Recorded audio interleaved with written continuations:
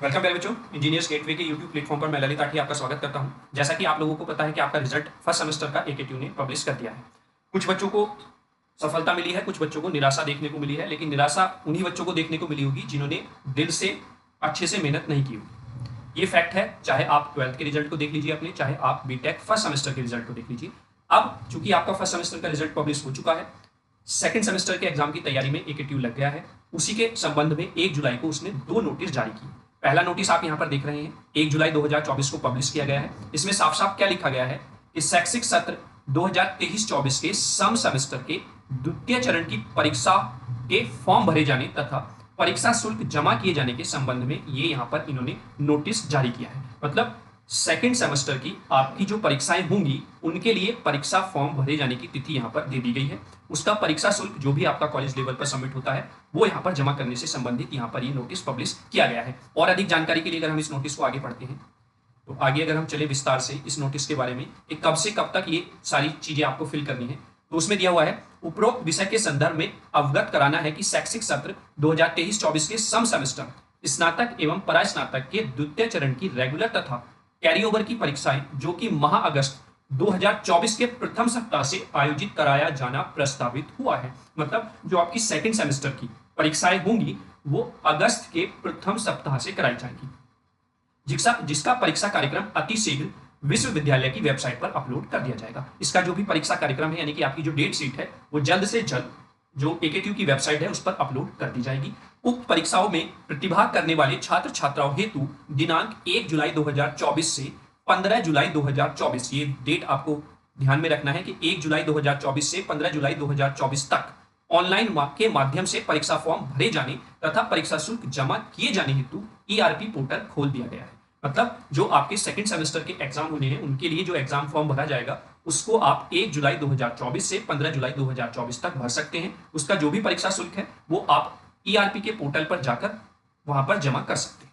ये यहां पर दिया गया है। और साथ ही साथ जो आपके एग्जाम होंगे वो अगस्त के प्रथम सप्ताह में आयोजित किए जाएंगे। उसका डेट शीट आपका जल्द से जल्द एकेटीयू की वेबसाइट पर अपलोड कर दिया जाएगा। ये 3 पॉइंट यहां पर इस नोटिस से महत्वपूर्ण निकलते हैं। तो यानी कि अब आपके 1 जुलाई का समय हो गया है, लगभग आपके पास पूरा 1 महीना आप मान के चलिए।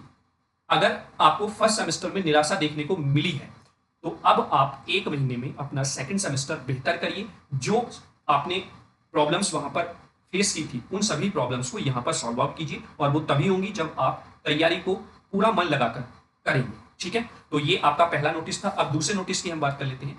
दूसरा नोटिस भी एकेटीयू की तरफ से 1 जुलाई को ही प्रेषित किया गया है। अगर हम उस नोटिस की बात करते हैं, सेकंड नोटिस की, एक सेकंड, सेकंड नोटिस यहां पर ये आ गया है हमारे सामने। ये भी 1 जुलाई 2024 को नोटिस प्रेषित किया गया है। इसका विषय है सत्र 2023-24 के विषम सेमेस्टर के द्वितीय चरण में प्रतिभाग करने वाले छात्र छात्राओं के चैलेंज मूल्यांकन के संबंध। आप समझ गए होंगे आप लोग, यानी कि आपका जो फर्स्ट सेमेस्टर का रिजल्ट घोषित हुआ है उसमें यदि आपको किसी भी सब्जेक्ट में कोई समस्या लगती है, मतलब आपको लगता है कि हम बहुत अच्छा इसमें परफॉर्म करके आए थे, उसके हिसाब से हमारे मार्क्स नहीं आए हैं, तो आप उसके लिए चैलेंज कर सकते हैं। ये यहां पर नोटिस जारी किया गया है। कब से कब तक कर सकते हैं, कितना शुल्क आपको देना पड़ेगा, सारी जानकारी इस नोटिस में दी गई है, जो कि अब हम आगे पढ़ने वाले हैं डिटेल में इस नोटिस के बारे में।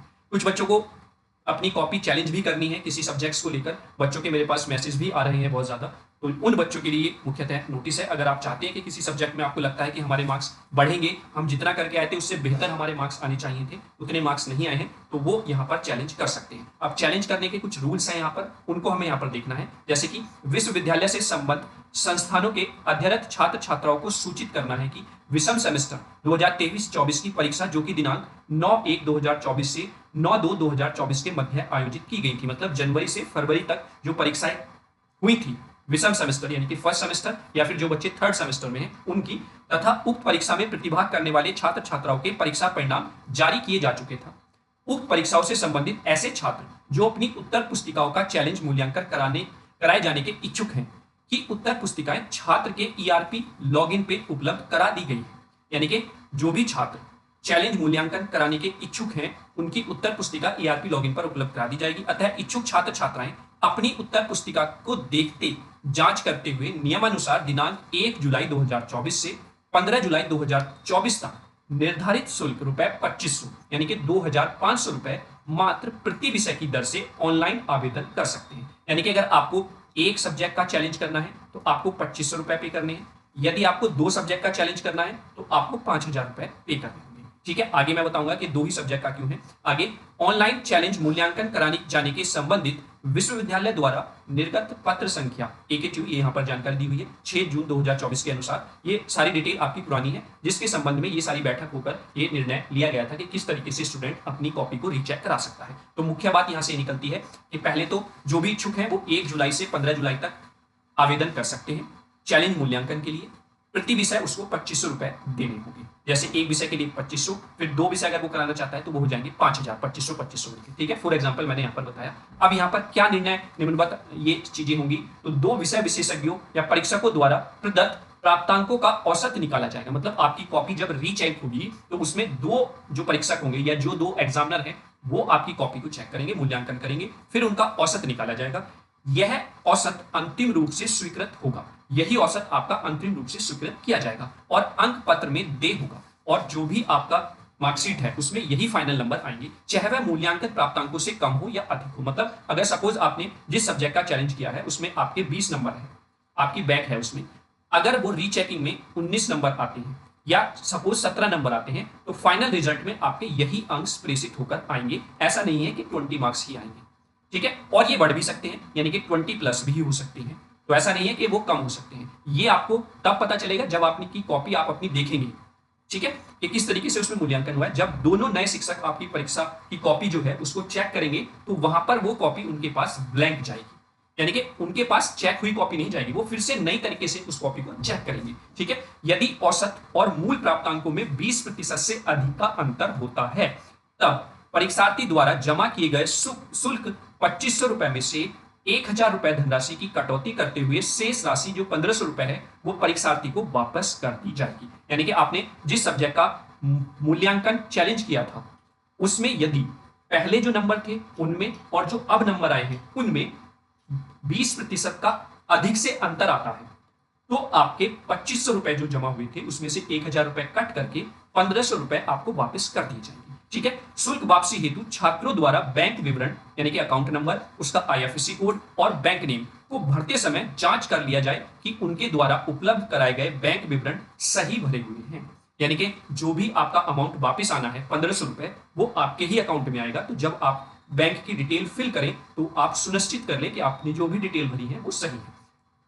यदि छात्र द्वारा गलत बैंक विवरण या किसी अन्य के खाते का विवरण दिया जाता है तो भुगतान में असुविधा के लिए छात्र स्वयं जिम्मेदार होगा।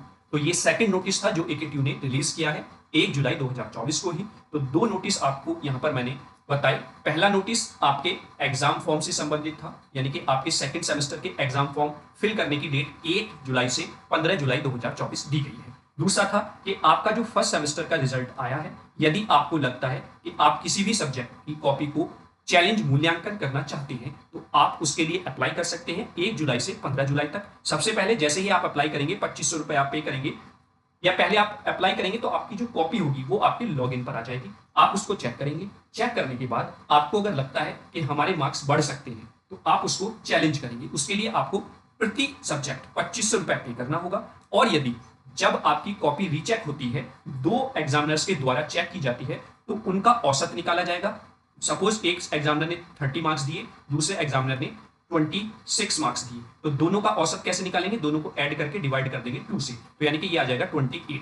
तो 28 मार्क्स वहां पर आपके काउंट किए जाएंगे। अब ये 20 मार्क्स पहले जो मार्क्स आए थे उनसे ज्यादा भी हो सकते हैं या पहले जो मार्क्स थे उनसे कम भी हो सकते हैं, लेकिन फाइनल जो मार्क्सशीट में आएंगे वो वही आएंगे जो आपके एवरेज मार्क्स आएंगे आफ्टर द इवोल्यूशन। दूसरी कंडीशन, यदि जो दोबारा से इवोल्यूशन कराया है आपने, यदि वो मार्क्स पहले मार्क्स से 20% अधिक आते हैं तब आपके 2500 रुपए में से 1500 रुपए वापस हो जाएंगे, 1000 रुपए कट हो जाएंगे और वो 1500 रुपए आप ही के अकाउंट में आएंगे, जो कि आप जब 2500 रुपए फिल करेंगे या 2500 रुपए पे करेंगे तो वहां पर बैंक का विवरण उपलब्ध कराएंगे। सॉरी, तो जब आप बैंक की विवरण को फिल करें तो बहुत अच्छे से चेक कर लें कि आपने सारी एंट्रीज अच्छे से फिल की हैं या नहीं की। तो ये 2 नोटिस थे। किसी भी और क्वेरी के लिए अगर आपको कुछ जानकारी चाहिए तो आप कमेंट बॉक्स में कमेंट जरूर कर दें। हमारे कमेंट बॉक्स में हमारा हेल्पलाइन नंबर भी दिया गया है, आप उस पर मैसेज भी करके हमसे डिस्कस कर सकते हैं, या फिर एक हमारा जो हमारे यूट्यूब चैनल पर फ्री ऑफ कॉस्ट नोट्स और वीडियो लेक्चर प्रोवाइड कराए जाते हैं, उसके लिए टेलीग्राम चैनल का लिंक भी हमने दिया हुआ है डिस्क्रिप्शन में, आप वहां पर जाकर टेलीग्राम चैनल को ज्वाइन कर लीजिए और वहां पर free of cost video lectures और subject wise free of cost PDF lecture notes वहां पर आपको देखने को मिल जाएंगे। तो चलिए, अगर कोई भी आपको समस्या आती है तो मिलते हैं, या फिर आप कमेंट बॉक्स में कमेंट करके बेहिचक पूछ सकते हैं। धन्यवाद।